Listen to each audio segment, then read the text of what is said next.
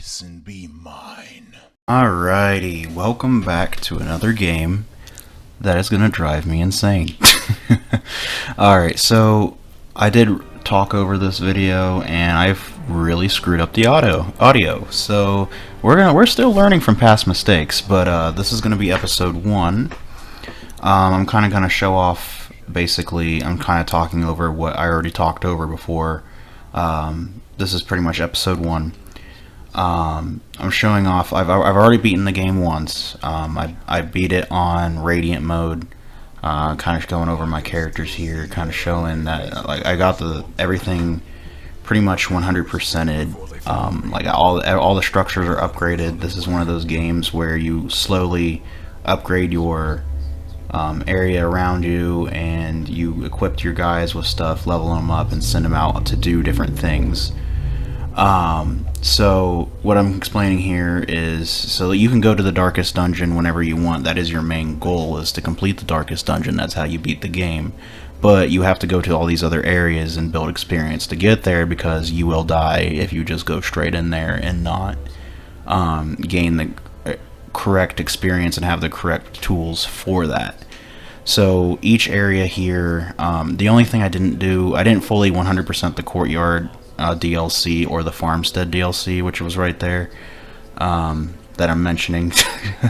Like I said, I'm talking over my old audio here, but the main game I 100%ed. I wasn't a big fan of the DLC. The Crimson Blood DLC is pretty cool, but I'm just not. I was more fascinated by the main game.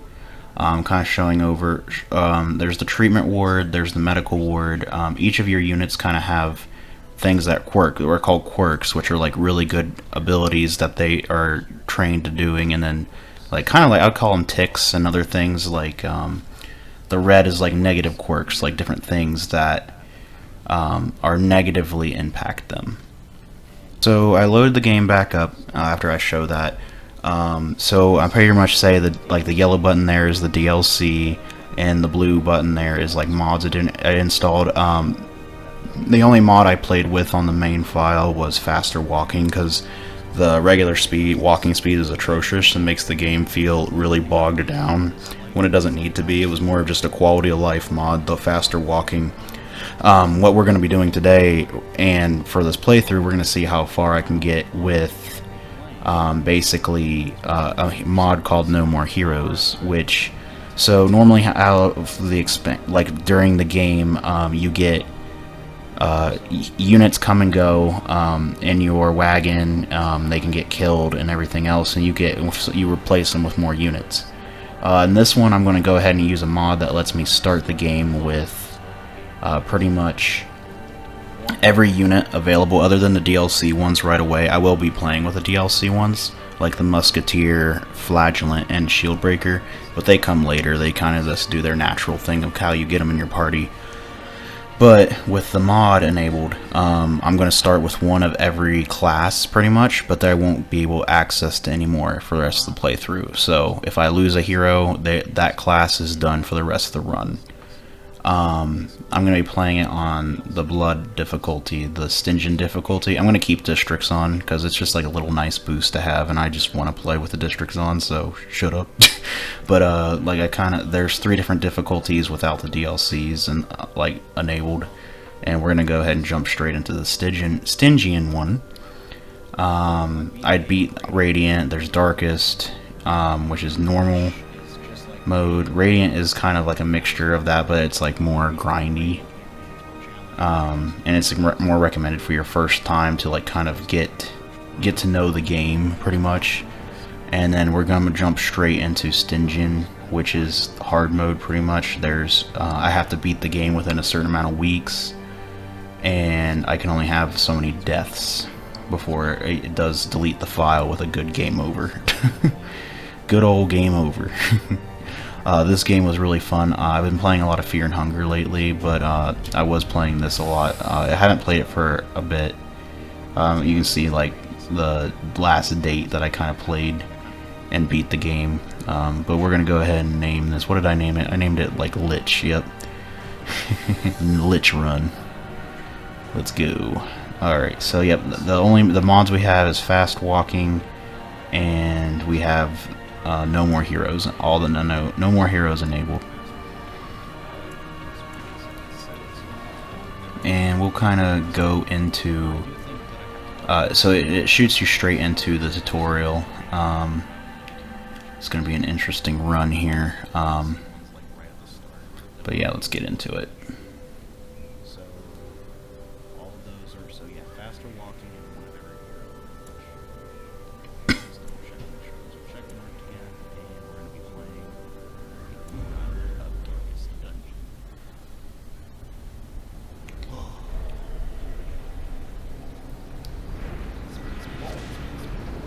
I really wish I didn't. I really wish I was better with this audio stuff, but I'm learning.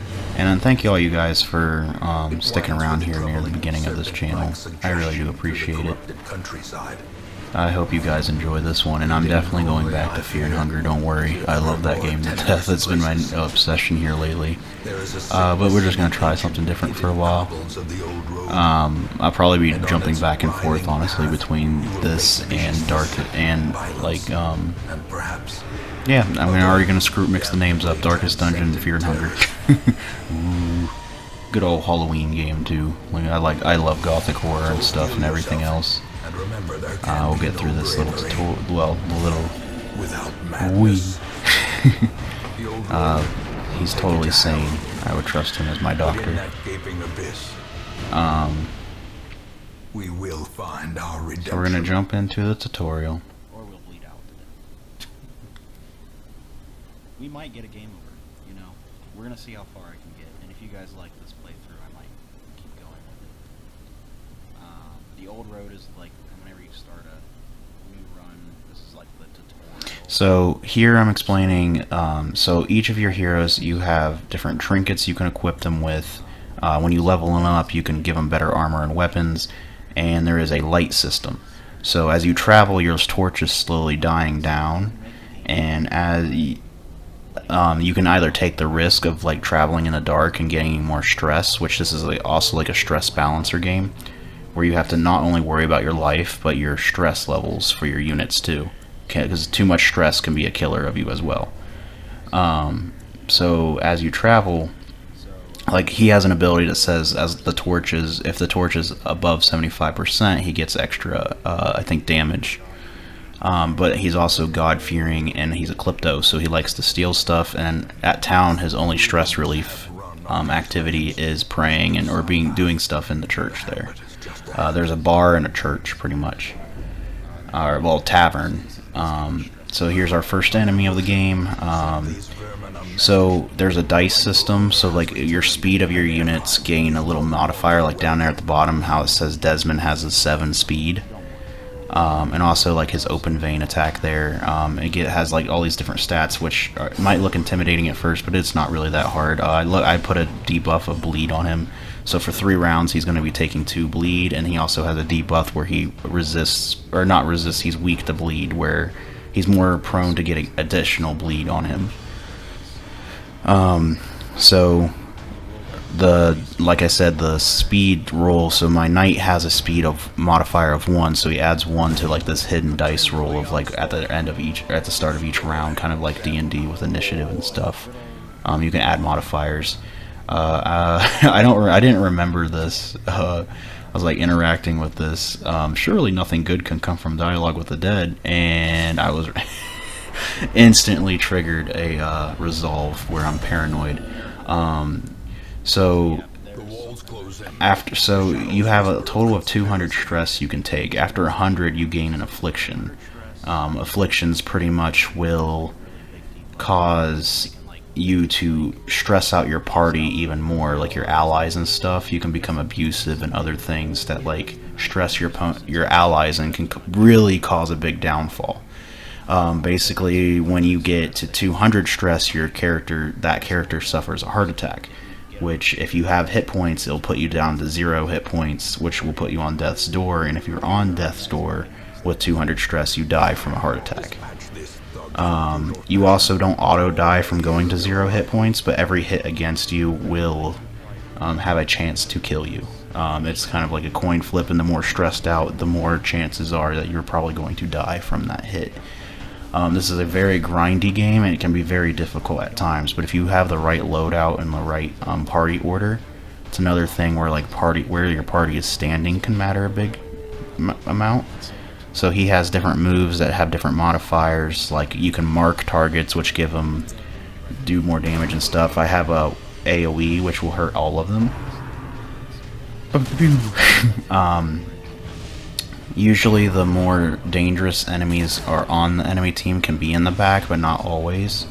But they're usually protected by something bulky. I was trying to stun him here, but I accidentally misclicked the wrong ability, which I was like, oh, I can't be doing that this playthrough, because if I lose to somebody, they're gone. And I really don't want to lose Desmond. The Highwayman is one of my favorite classes in this game. He does good damage, and he's kind of just like a really good old jack-of-all-trades type of character for me that I like to use. What I was trying to use here was not the Zealous, but the Stunning Blow. If you have a chance to take away an opponent's turn, do it. No turn, little damage with making him skip a turn is better than trying to go out on him sometimes. Because right there, he just lost his turn, his initiative, so now he has to wait to go a whole nother turn. But they balance that out. You can't just keep stunning the same enemy, because every time you stun them, they get that little buff, that little blue arrow there that says 50% stun resist. So he resists stun each time you stun him for a round. So you can't really cheese it that way. But if you have the ability to stun them, stun them. So they can inflict the same bleed. Like there's bleed and blight. Blight is more like the poison. Bleed is like literally bleeding. Which you can get really high levels of blight and bleed. So there, like my affliction was causing me to stress Desmond out a little bit. My knight is really paranoid. So that debuff is gone, or that buff was gone. So I stunned him again. So now he's gonna lose his next turn in combat, which you can see the little yellow lines down there. That's going to pretty much tell that they have a turn left in that initiative roll. So then a new initiative roll goes, and we can start again. So I'm going to cause some more bleed on him, and he's pretty much going to bleed out. He does have one more turn, but he's pretty much good as dead now. So this would be like in part of combat where I would be using my buffs and like heal spells if I had any, but I don't have any right now, so I'm just going to finish this guy off and collect the rewards for the combat. So there's things to interact with in between combat, which is really cool. So I can return or continue adventuring. I'm going to check this chest, and I read that says something's not quite right, so I'm not even going to take the chance that it's trapped and go ahead and go home. And then at the end of each run, items you don't use, you can exchange back for gold, and you get heirlooms which help upgrade your town.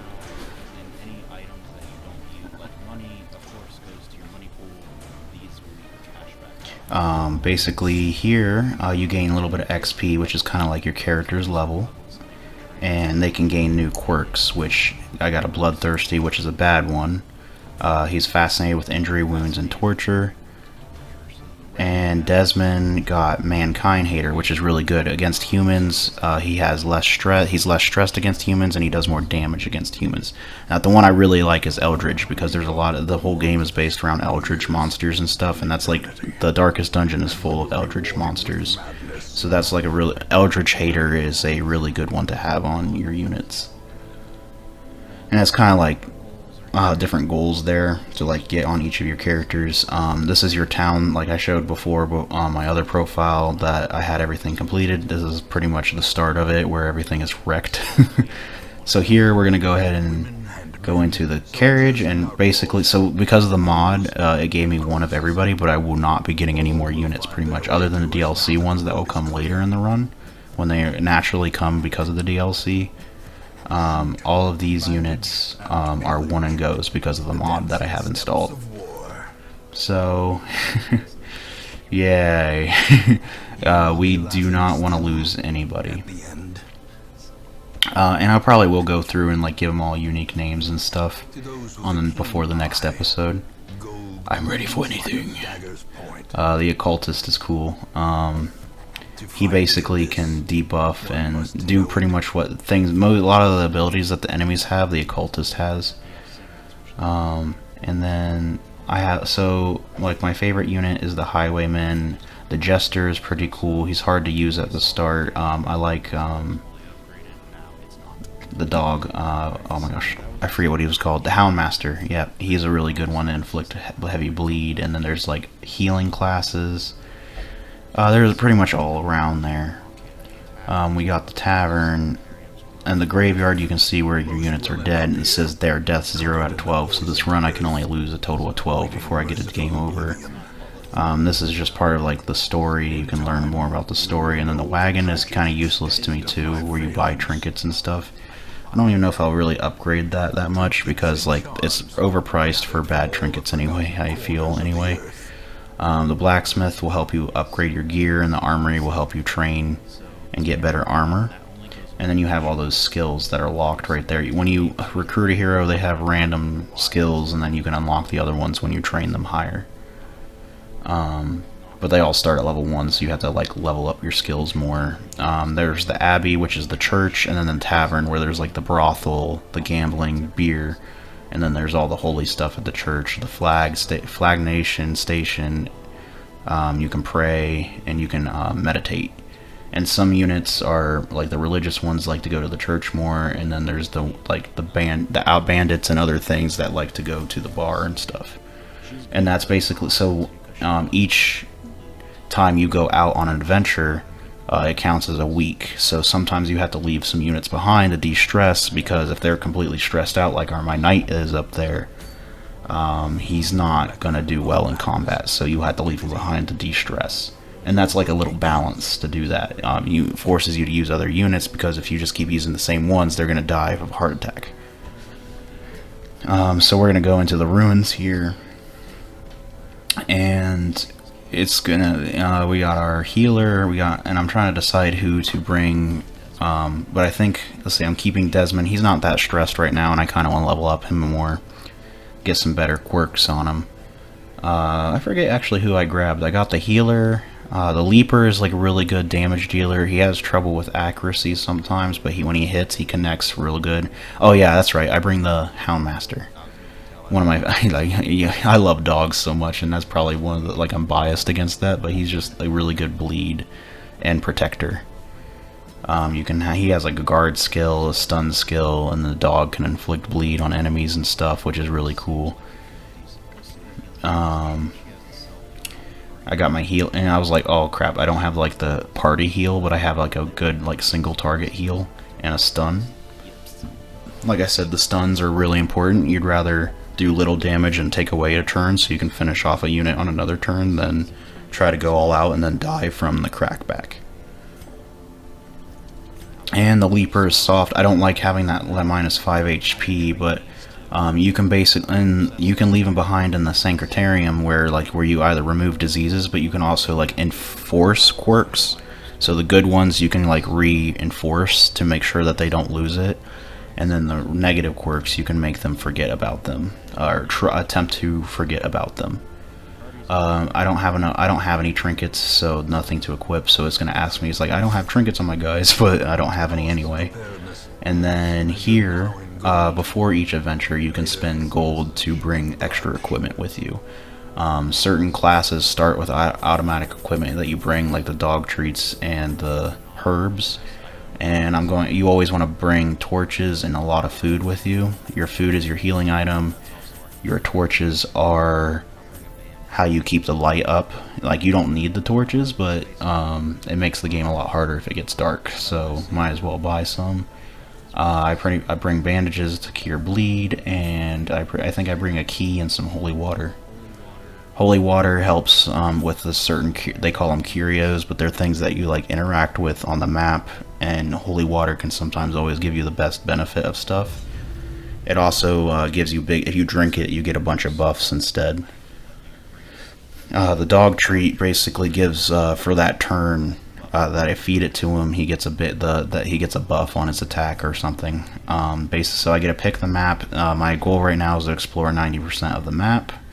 So I'm being careful not to step on any traps. Spoiler alert, I step on several traps. But yeah, here's something that I can loot. I'm going to take that torch. And then I'm just going to keep looking at my map. So I'm going to go ahead and I think I used that torch that I pick up to set the light back up, so I have better safety. It makes me have less better loot to get a chance to grab, but it keeps me safer. You can do a whole run of this game. People's done a whole run with always snuffing out their torch automatically, but it's just not. It is not easy task, I will say.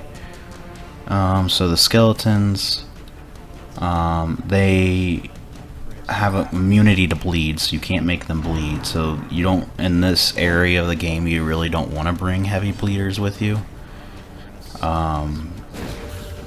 You can. I still like the dog because he has a move that AoE that hits like almost every unit on the board, but I don't have that skill unlocked on him right now. So Hugh attacks the front two targets. Chop does a big amount of damage to the first target, but I miss both of them anyway.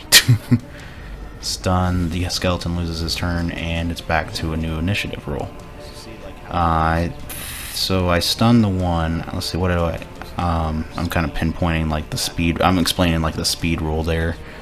How like their modifiers get added to like a hidden dice roll to like who gets to go first during that round, and I crit, which relieves some stress on my units there. I stun that skeleton, so I don't have to worry about him acting on this round, and I take out the one behind him, so it doesn't even get a turn because it's dead. So it lost its turn, and then I'll finish it off. See, me stunning it there pretty much made it so it can't take a move, and then, yep, I just collect the rewards. I look at the chest, and I open it, and it wasn't a trapped one this time, and I take the loot. The sigils are really good because they're one of your main upgrade materials. And we're going to keep traveling. That book-looking thing is an obstacle that you need a shovel. I wouldn't say you need a shovel, but if you dig it with your bare hands, it eats up time, which lowers your torch and then exhausts your party. Makes them take some damage and they gain more stress. And then the two swords is obviously a combat encounter. Those witches, cultists, are really scary because they don't do a lot of physical damage, but they cause a lot of stress. That's why it was like but they are considered human, so you can make them bleed. You see that 19 stress, and the dark cultist messes with the light too, so it can make it darker in there. And it's like, it's cool because you're a cultist, like that you have on your side can there's like the healer back there, when one of her healing moves makes the light, or the stun move actually makes the light brighter, makes the light go up without using a torch, and the occultist likes to do things that makes the torch go down, but it does like debuffs and other things on the enemy team. And then later on bigger expeditions, like this is considered a short expedition, but on longer ones you can camp. So all your units have special skills when you camp and stuff to help each other out. So I killed that cultist, so I'm not too worried about the skeletons. I still have to, so I hit the main one. I should have just kind of took out the little one, but yeah, well, I missed anyway. But the little yellow dots tell that I still have a turn with my leaper and my cleric, or Vestel. So I go ahead and try to stun it. It does 0 damage, but it still takes away his turn. So and then I have my leaper, which is my main damage dealer, and I kill the one and hurt the other one. And I think I finished it off here. Yep, so, and battle 1. This game is awesome. I love it a lot, but it is another one of them that can get frustrating sometimes. Oh, I hope, it would be cool if we can actually complete this run with the challenge that I'm trying to do.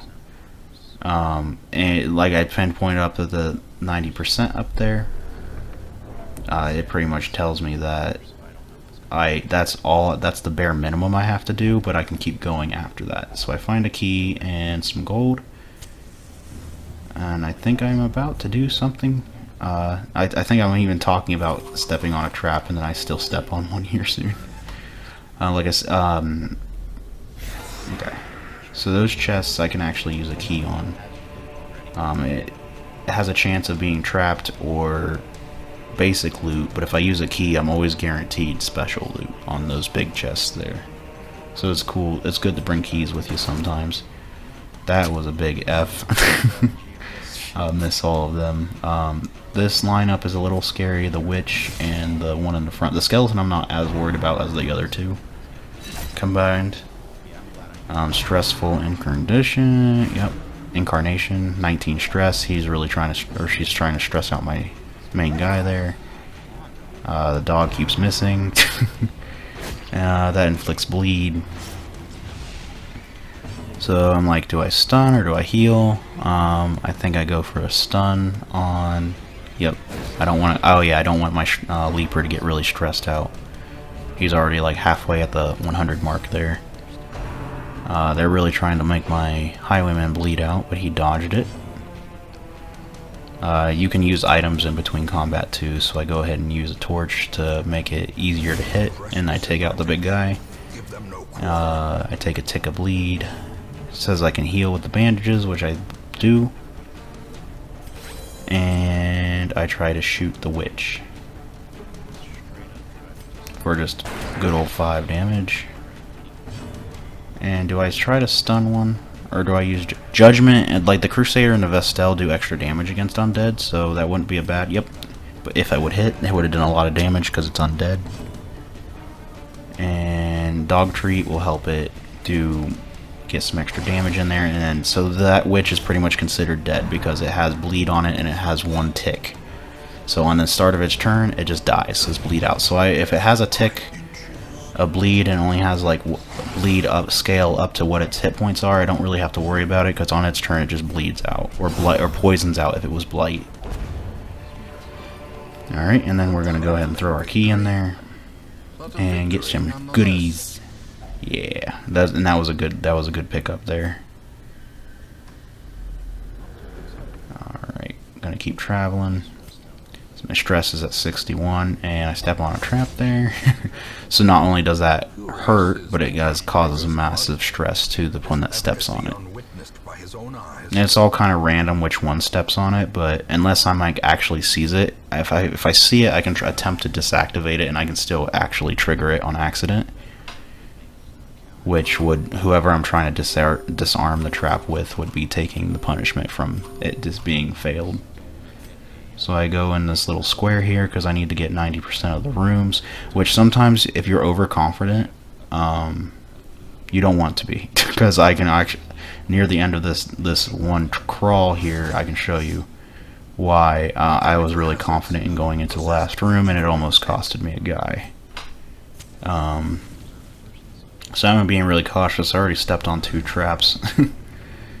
You can sometimes your units are good at scouting, so they can tell what's going to come up beforehand. That's how like I had the obstacle and the red swords there, because that was a scout chance that I was able to tell what was coming up again. But most of the time, I don't know what I'm coming up on.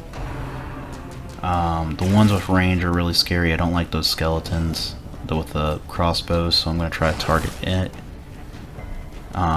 So you can mess with party, like if I brought a bounty hunter with me, he can drag, like there's certain ones that can, and like the cultist can drag other units closer up the front lines, so it's easier to hit for my, like, the leaper always wants to be in front almost, because his main, all of his attacks can only hurt the front 2 units other than the one, he has one move that can hurt the back, but it's not that powerful. And it leaves him marked, which is another thing that, like, you can mark enemies, but they can mark you too, which will cause extra damage. I think I'm looking at the math down there, like the hit chance. You have 85% chance to hit. So he only has, that's going to do a minimum of 4 damage if it hits, which he dodged. But if it would have hit, it would have killed that guy. And they can crit on you too, which also stresses you out. So it's another part of the RNG aspect that you need to be really careful with. I do recommend this game for people that like hardcore and games as well as dark fantasy games. It's right up your alley. It might make you mad sometimes, but it's one of those things where it's really rewarding when you win. I was playing this game to death for a while, but then I finally decided let's do a playthrough on the channel for you guys. So I go ahead and throw the holy water in there and gain the benefit, which was a good old heal and a stress heal. Light the torch and continue walking. We are going to backtrack after I get back through the room, which is fine. So he is kleptomaniac. Oh, he wasn't a klepto, but he has the one where he's obsessed. So the klepto actually steals the items, which I won't gain him. But so I don't always have to interact with stuff if I think it's a trap. He had a quirk that he's obsessed with material things, so I didn't even have a choice there. So that's sometimes their quirks can be dangerous and get you in trouble. I've had their quirks would literally kill them before because they were tempted to do something that got themselves killed. And once you lose one unit, if you're in a certain spot of the dungeon, chances you might lose the rest of your units because it's one fall can cause a downhill spiral of death. And since I can only lose 12 bodies this whole run, that's if I lose a whole run in one area, that's 4 bodies to that 12 count. Not only that, but I also lose really experienced soldiers, and with this mod I only get 1 of each, so I'm gonna go ahead and chop him up, collect the gold, and continue our march. We're off to see the wizard, the evil Wizard of Oz. Gonna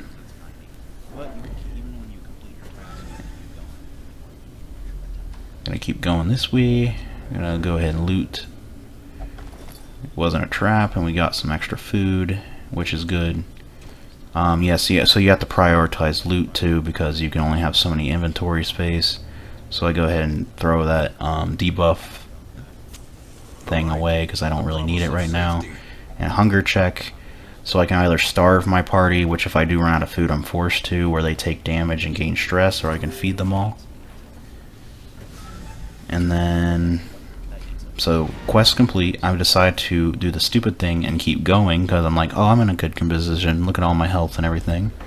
I even light a torch and I think I eat some more food because I'm going to try to be greedy and get some more loot. And then I would have just definitely abandoned it if I didn't have a shovel there. But we're going to go ahead and go through here, and I regret life decisions because those enemies are annoying. The one in the tempting goblet one causes high stress, and the one in the front is a tank and hard to kill because it has a lot of defense and HP. So I go ahead and straight up use the dog tree, and I hit, I believe, the third one there. Yep, the tempting goblet, because I don't want him to get a turn, but he is going to go. I think he does cause some sanity issues. Yeah, I tried to stun him, but he resisted it, and then he pours it on him, which is going to cause a big stress hit. 20. Yeah, that's bad. And we almost lost Desmond in this fight here. Let's let this play out here. I did take out the goblet guy. Now I'm just worried about heavy damage. Yeah, that crit, and causes big stress in my guys here. Shoots my cleric. My leaper is going to try to do a hew on him, or maybe I do go for chop. Yeah, go for chop. Do extra damage to him. Dead weight will set Desmond down to 2. And I think, what did I do? Am I gonna try? Okay, so I try to just do some debuff damage to lower their crit chance. And I believe I'm trying to take out. Oh yeah, if I did not guard Desmond, he would have died here. So the guard ability makes sure whenever he would get hit, my Houndmaster would take the hit for him, which luckily he dodged for him. Got a crit to relieve some stress, and straight up heal. Heal my guy. If I didn't guard him, he would be dead. See right there, he would have took 4. I believe I even get on death's door sometime. So we're gonna go ahead and try to take out the archer. Did good damage. The shield is off of him now. I miss, which is like puts me in a little panic because now they're targeting Desmond, trying to kill. So he's on death's door now. So I was so like any hit that he takes has a chance to kill him outright. Which I was like, oh my gosh, I dodged. So it's like, yeah, I was like, I'm ready for this fight, and I almost lost the guy because I was too confident. But we're gonna go ahead and clean up here, get that last guy, and then all that's left is him, which 6 resists bleed because it's undead, and Desmond shoots him and takes him down.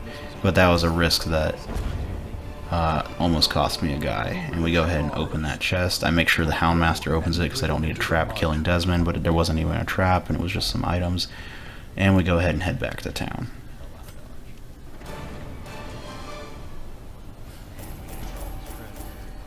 Now we get some new quirks. Natural Eye. That one's bad, the first one there, because he loses damage on ranged skills, but then he gains extra AC with the Natural Eye. It's funny. Evasive, that's really good for him. It gives him extra dodging. So we return to the hamlet. Goes over the quirks again, kind of teaching you how negative quirks can be removed. I don't want to act, that's a DLC like PvP thing. And so I kind of like show the Sanctuarium. There's the Abbey for stress relief, and I go ahead and place some units. I should have upgraded them first, honestly. There's this guy that randomly eats up one of your slots every week. So I put my knight in there to gain some stress relief. He's in the Prey Hall.